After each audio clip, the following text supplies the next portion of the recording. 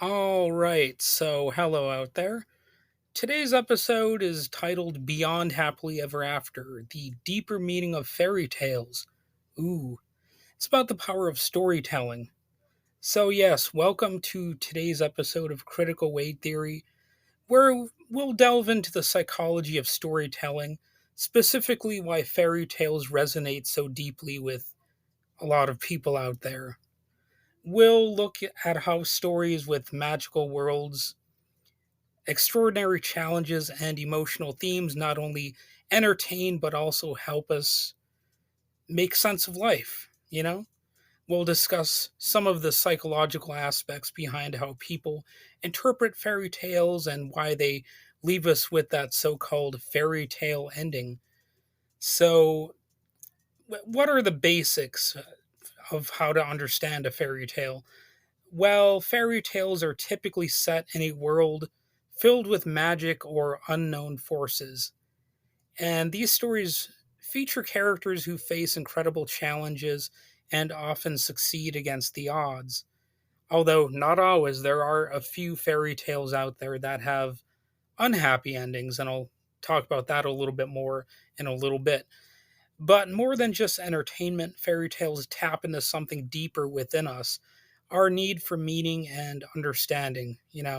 That's one of the old standby topics on this show.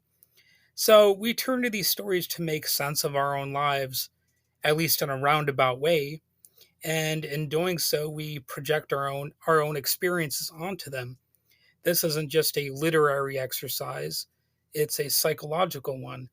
People seek answers from stories that mirror their own struggles, triumphs, and desires. I mean, sure, most of us, I would assume, don't believe we're up against witches and goblins. Although, there are definitely some religious fanatics on the far right who believe witches are out there casting spells and there are demons everywhere and all that kind of stuff. And you know, more power to, well, I shouldn't say more power to them. I don't want those types of people to have power, but they're still free to live how they want to live so long as they're not imposing their beliefs on others through the force of law. And I guess I'm getting sidetracked here, but in a way I'm not, Those are sort of like fairy tales in their own right. And it kind of also gets into the psychological interpretations of fairy tales or myths or legends or whatever you want to call them. While fairy tales may seem simple on the surface, their impact runs deeper. Some scholars, who I'm not even going to name right now because I don't have, extensive specific notes on them, but anyway, they argue that readers' interpretation of fairy tales is influenced more by psychological factors than linguistic or literary ones. This makes sense when we consider how stories speak to universal themes like love, loss, fear, and courage. I suppose in some cases, cowardice as well.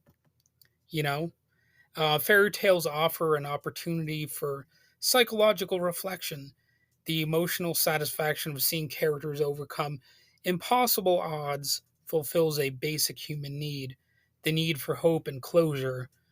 And of course, there's always got to be some exceptions to the rules.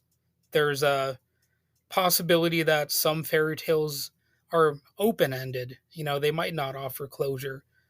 And if you want to tell me about such a fairy tale, go ahead and, message me if you want. But for the most part, they do offer some sort of hope or closure. And this emotional resonance is likely what makes the fairy tale ending so popular. And of course, a lot of kids they're so easily spooked and traumatized that they probably wouldn't be able to cope with an unhappy ending a lot of the time. And that's leading me to my next point, where we're going to look beyond the traditional norm and analyze a few aspects of non traditional fairy tales without that happily ever after formula. Because not all fairy tales really follow that, you know, cookie cutter design. Some subvert these norms and offer more complex or ambiguous conclusions. In fact, if you really look and dig deep into the actual origins of some of the modern fairy tales that aren't so modern, well, you'll find a lot of them are actually darker and more violent than the Disney versions. For example, the Little Mermaid has the mermaid die of sadness and turn into sea foam. At least from what I understand, I have to admit I haven't read that story, and I actually haven't seen the Disney movie for that matter. But that's a tragic and sort of weird ending, and I'm not sure how Disney actually deals with that ending. I'm assuming that it's not that type of ending in the movie. But there's also more conventionally Hansel and Gretel kill the witch by burning her alive in the oven. I mean that's a scary and in some ways cruel ending. Now, granted, I think most people would agree that the witch deserves it as well as anyone could, because she was just planning to do the same thing with them and, of course, eat those delicious children. But still, you have to say, damn, what a story that is. So, I mean, that's in some ways a non traditional fairy tale. And I've got a little bit of a horror twist here because one of the good things about Wes Craven's New Nightmare, the seventh Nightmare on Elm Street slash Freddy Krueger movie, is that he does kind of delve into the fairy tale aspects of, the character of Freddy Krueger. And one of the interesting ideas there is that Freddy stops being scary, so it allows the real horror out, or something like that. Like the real demon gets unleashed. And, there's a lot of fairy tale stuff. And if you think about the original uh, Freddy Krueger character, there's a little bit of a fairy tale aspect to that, really. He's representing the sins of the parents in some ways, because you've got them enacting vigilante justice, and he's hiding and the parents are hiding the truth about this killer who was stalking their town. They're trying to protect the kids from that story, and that seems to allow Freddy to sort of um, bubble under the surface, I guess. And there's probably some you know theme there about mob justice that could really be applied to a sort of scholarly study, if you want. And law and order, the breakdown of that, because Freddy Krueger is unleashed on a technicality and all that kind of fun stuff. So of course, I've heard some people say that it's unfortunate that Freddy Krueger is a villain, because he has burnt skin, and it seems like it's sort of a prejudice against people who are burn victims. And even though I do understand that sort of argument, at the same time, it's literally a part of the character's story, right? Like the town go after him and burn him to death for attacking and killing their children. So I mean, it's definitely a fairy tale story. It's a dark story, and yes, the main character happens to be disfigured. And I guess that's another way in which it's a fairy tale, because traditionally, let's face it, a lot of fairy tales, they have the villain being, let's just say, unconventional and unattractive in their appearance, and the sort of goody two shoes character is usually pretty, or at least good looking. And I suppose that there may be some fairy tales that subvert that trope. Like, I guess Shrek might be one, like as a modern example. And maybe there are some older ones, but for the most part, let's face it, fairy tales offer the conventional look at beauty and saying if you're attractive, you're morally superior, and if you're disfigured in some way, you're more villainous or whatever. Maybe not always villainous, but just awkward in some way. And, there may be some lessons to be learned about that, like maybe fairy tales of the future should not be as superficial and frankly as stupid as that, because there is something kind of dumb about that and sort of lazy in terms of writing. I mean, you can even put the outrage factor aside and just say it's lazy. You know what I mean?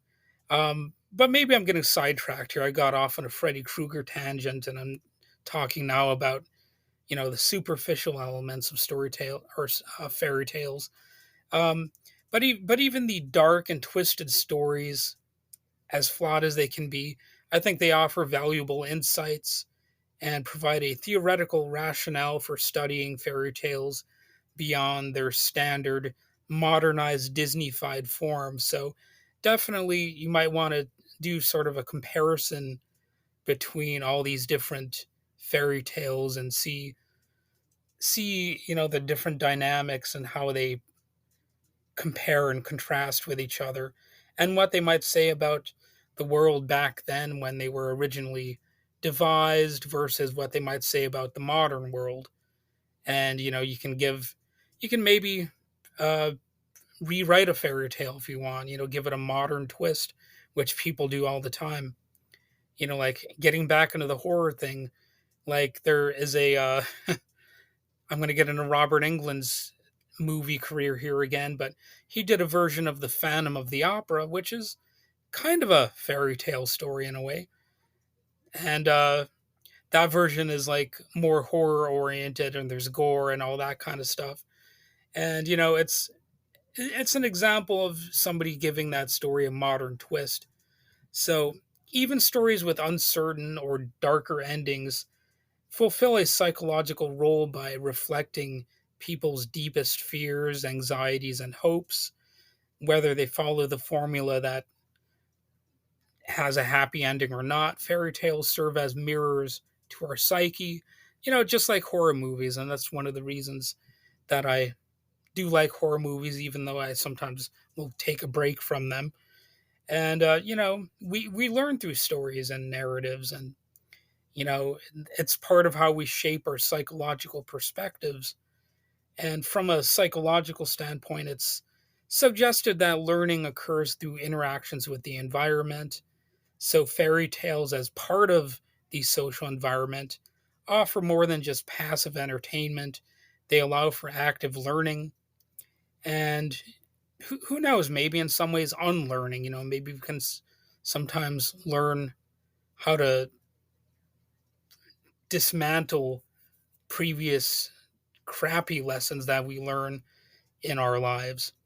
So, by engaging with the challenges and resolutions in such stories, readers and listeners learn about the human condition, they can develop empathy, and build a sense of resilience. I think psychologists might consider fairy tales as tools for understanding how individuals learn and grow through narrative experiences. So, fairy tales obviously have an ongoing relevance. They are more than just children's stories, they're rich, emotional, and psychological experiences. They're deeply ingrained in culture, they're adaptable or malleable, and they ultimately, you know, give us a sense of purpose at times, whether they offer a happy ending or challenge traditional expectations. I think they continue to captivate people because they help us understand ourselves and our world. So the next time you hear the phrase fairy tale ending, remember that these stories speak to something much deeper within the human experience. And, that's why people pay money for them in the first place when they're released, in book form or in movies or TV shows. We're suckers for these things. So that's about all I need to say about it. I apologize a little bit for going on this Freddy Krueger tangent. But, Freddy Krueger is one of my favorite characters, and it is a bit of a fairy tale story, so I guess I shouldn't apologize too much for it. But anyway, have a wonderful day. Hopefully, you enjoyed, you know, some of what I mentioned here as a bit of food for thought.